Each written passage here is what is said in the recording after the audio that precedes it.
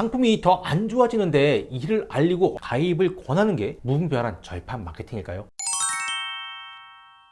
안녕하세요, 뉴스포트 김승동 기자입니다. 최근 운전자보험 절판이 시작되려다가 말았죠. 운전자보험 핵심 담보 중 교통사고 처리 지원금, 일명 교사처, 그리고 경찰 조사 단계부터 지원하는 변호사 선임비에 대해서 자기부담금 20%가 생길 것이라는 소문이 돌았기 때문입니다. 자기부담금은 본인이 내는 돈을 의미하죠. 예를 들어서 보험금 1000만 원이면 자기부담금 20%를 적용하면 200만 원을 고객이 내야 된다는 겁니다. 이미 많은 설계사분들은 알고 계시겠지만 교사처는 일명 형사 합의금이죠. 운전할 때 본인 중과실로 상대방을 크게 다치게 하거나 사망하게 할 경우 지원하는 담보입니다. 변호사 선임비도 알고 계실 겁니다. 과거에는 검찰 기소 단계부터 보상이 됐죠. 그런데 DB손보가 지난해인 2022년 11월 경찰 조사 단계부터 변호사 선임비를 지원하는 담보를 내놔서 히트를 쳤습니다. 이 교사처하고 변호사 선임비 중에서 특히 문제가 되는 담보는 변호사 선임비죠. 대부분의 보험사들은 변호사 선임비를 최대 5천만 원까지 보상하고 있죠. 그런데 사실 경찰 단계에서 변호사의 도움을 받으려면 한 200~300만 원 정도면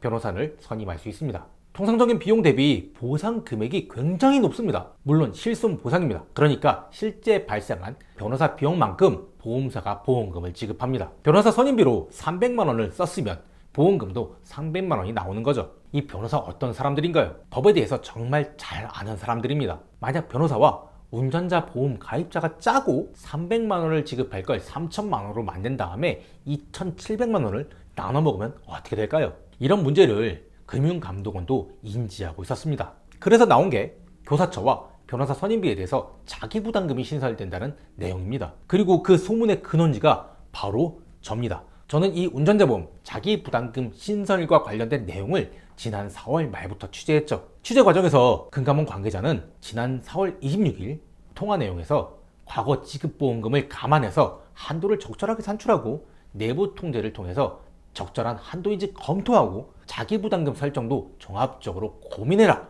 이렇게 권고했다고 얘기했습니다. 물론 자기부담금을 몇 퍼센트 설정해라, 이런 건 지시할 수 없다 라고 덧붙이기도 했죠. 또 저는 업계 상품개발 담당자를 통해서 자기부담금 신설을 검토했고 사실상 금감원 지시사항이며 일부 회사가 아닌 업계 전체가 도입하게 될 것이라는 내용도 취재했습니다. 앞서 얘기했지만 금감원은 이미 운전자보험 일부 담보가 모럴 해저드, 도덕적 해이 문제가 있다는 걸 인지하고 있었습니다. 이런 도덕적 해이 문제가 있다는 걸 알고 있으면서도 금감원이 아무런 조치를 안 한다? 그건 금감원이 본인의 역할을 제대로 수행하지 않는다는 거겠죠. 또 운전자보험 관련 상품이 더 안 좋아진다는, 그러니까 자기부담금이 생긴다는 이슈를 알고 나서도 고객에게 이를 제대로 알리지 않는 설계사는 일을 제대로 하지 않는 설계사겠죠. 기자인 저는 절판 마케팅이 잘못됐다는 생각을 하지 않습니다. 다만 무분별한 절판 마케팅은 잘못됐다고 보고 있죠. 상품이 더 안 좋아지는데 이를 알리고 어차피 가입해야 한다는 사람이 있다면 가입을 권하는 게 무분별한 절판 마케팅일까요?